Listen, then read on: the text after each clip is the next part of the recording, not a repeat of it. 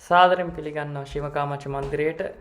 අද දවසේ අපි කතා කරන්න යන්නේ පොඩ්ඩක් වෙනස් කාරණාවක් ගැන, ධන සම්පත ගැන. කොහොමද ඒක දියුණු කරගන්නේ, මොන වැඩ කටයුතුද, මොන වගේ යන්ත්‍රද, ඔය වගේ වැඩ කටයුතු ගැන තමයි අපි අද දවසේ කතා කරන්න යන්නේ.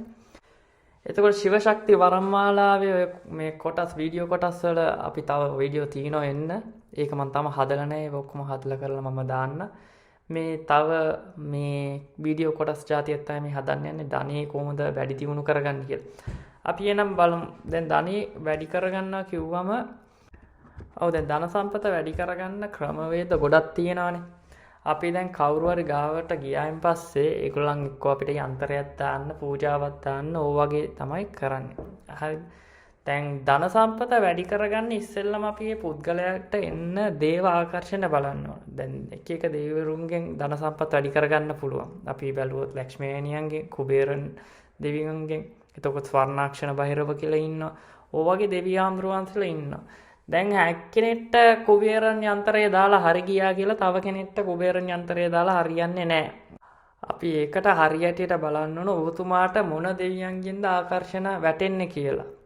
ඒ වැටෙන ආකර්ෂණය අනුව තමයි අපි එතකොට හරියට තීරණය කරන්නේ මේ දෙවිවරුන්ගෙන් තමයි අපි මෙයාට ධනිය වැඩි දියුණු වෙන්න මොන හරි කරන්න ඕන. එතකොට අපි බලන්න ඕන මොන වගේ පූජාවක්ද දෙන්න ඕන, මොන වගේ යන්ත්‍රයක්ද දෙන්න ඕන, අන්න එහෙම.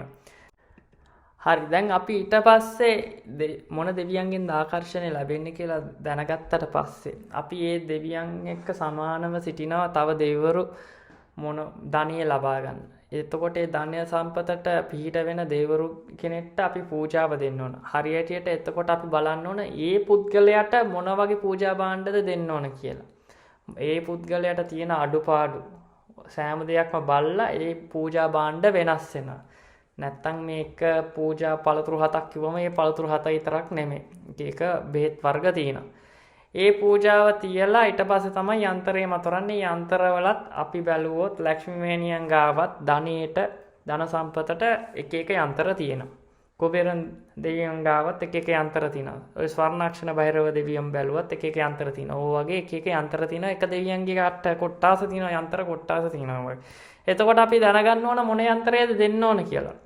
ඉතින් ඒකයි මම මේ වීඩියෝ එක මූලිකව මේ කියන්න බලන්නේ ඔයගලන්ට.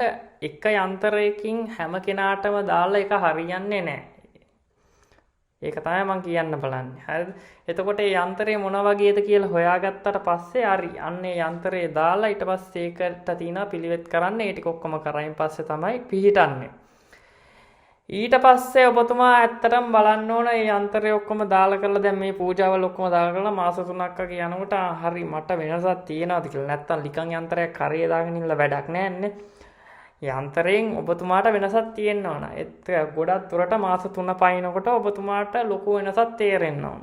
අන්න ඒ වෙනසක් තේරෙන්නේ නැත්නම් අන්න ආයෙ ගිහිල්ලා බලා ගන්න ඕන මොකද්ද මේ කියලා. මොකද දැන් ඔබතුමාලා සල්ලි වියදම් කරලා කාලෙන් ආස්ති කරලා ඔක්කොම කරලා මේ වගේ පූජාවල් තියලා ආරක්ෂාවල් දාගත්තායින් පස්සේ යන්ත්‍ර ඔක්කොම දාගත්තායින් පස්සේ ඒක ධනෙට ඇත්තටම දියුණුවක් වෙන්න උදව්වක් කරේ නැත්නම් ඒක අපරාධයක් නේ. ඉඳ හරියටට ඔබතුමන්ලගේ මොලේ පාවිච්චි කරලා බලන්න ඕන. හරි දැන් මාස 3ක් වෙනවා මට කොයි වගේ දියුණුවක් තියෙනවද, වෙනසක් තියෙනවද කියලා. ඒ වගේම දැන් ඔබතුමන්ලගේ නිවසකට තියාගන්න මම බඩු භාණ්ඩ ටිකක් දෙනවා. ඒ කියන්නේ බඩු 3ක්. මේක ලොකු දෙයක් නෙමෙයි. මේ හාල් කෝප්පය, සුදු හාල් කෝප්පයක් තමුන්ගේ ගෙදර මහදොර ඉස්සරහ තබන්න අයිනකින්. පාගන්න එපා. මේ කෝප් එක වගේ දාලා මේ අයිනකින් තබන්න. ඒක එච්චර හොඳයි. මේ ස්වර්ණාක්ෂණ බහිරව දෙවියන්තුරු වහන්සේගේ ආකර්ෂණ ගොඩක් වැටෙනවා ඒකින් උත්. ඒ වගේ අනිත් දෙවියන්ගෙන් උත් ආකර්ෂණ වැටෙනවා. ඒක ගොඩක් කරලා කියන්නේ සම්පත වැඩි වෙන්න කියලා. එතකොට එළඟි තෙල් පහනක් හැම සිකුරාදාම පත්තු කරන්න පුළුවන් නම් රෑ 9:35යි 9:45යි අතර ඒක ගොඩක් හොඳයි. තමුන්ගේ පහන් තට්ටුවක් මොකක් කරේ තියෙනවනම් පහන් තට්ටුවක් නැත්තම් මේ තමුන්ගේ පපුව තරමට උස තැනක කොයි හරි මේ එළඟි තෙල් පහනක් පත්තු කරන්න. හරිද? එතකොට මී පැණි කෝප්පයක් තමුන් වහන්සේලා මේ පහනක් පත්තු කරනවා නම් ඒ පහනේ මී පැණි කෝප්පයක් පහන් තට්ටුවේ මී පැණි කෝප්පයක් තබන්න. දෙවිවරු පාගාවද තියන්න ඕන කියලා නෑ. ඒක නිකන් මේ පහන් තට්ටුවේ තබන්න පුළුවන්. මොකද දෙවිවරු ගොඩ දෙනෙක්ට මීපැණි පූජා කරනවා. ඒ හින්දා මැද තිබ්බට කමක් නෑ. එතකොට ආයෙම මතක් කරන්න ඕන අර එළගිතෙල් පහන පත්තු කරනකොට ඒ පහන පත්තු කරන්න ඕන නැගෙනහිරට තියලා. ඒ කියන්නේ පහනේ එළිය වැටෙන්න ඕන නැගෙනහිරට. වෙන මොන දිශාවටවත් මේ වැටෙන්න තියන්න එපා. හරි. එහෙනම් අද දවසේ ධන සම්පත ගැන අපි මේ පොඩි ඉන්ට්‍රොඩක්ෂන් එකක් වගේ මේ වීඩියෝ එක පොඩි කෙටි වීඩියෝ එකක් හැදුවේ. ඉස්සරහට මේ ගැන තව අපි කතා කරමු. ඒත් එක්කම ශිව ශක්ති වරම් ගැනත් තව කතා කරමු. ඒක ශිව ශක්ති වරම ගැන විතරක් නෙමෙයි. ඒකට තව වරම් ගැන ඔක්කොම එක්කව වෙනවා. ඒකට ඒක වරම් මාලාවක ගැන මේ වීඩියෝ සෙට් එක. මේකට තව ධනෙ දියුණු කරගන්න ක්‍රම සහ විදි ඒ වගේම දැනගෙන තැනකට යන්න සානකට ගියාම ඔබතුමාට සිතා ගන්න පුළුවන් වෙනවා හරි මේතුමා මං ගැන හරියටම බල්ලා කරලා තමයි මේ යන්ත්‍ර පූජාවල් තියන්නේ කියලා. ඒ වගේ හරි තැනකට ගිහිල්ලා වැඩ කටයුතු කරගන්න. එහෙනම් මං හිතනවා අද දවසේ ඔබතුමාලා මොන හරි මේ වීඩියෝ එකෙන් ඉගෙන ගන්න ඇති කියලා. අපි තව වීඩියෝ එකක හමු වෙමු. ඕම් ශිවාය නමः ශිවාය ශක්ති කාමාච්චි.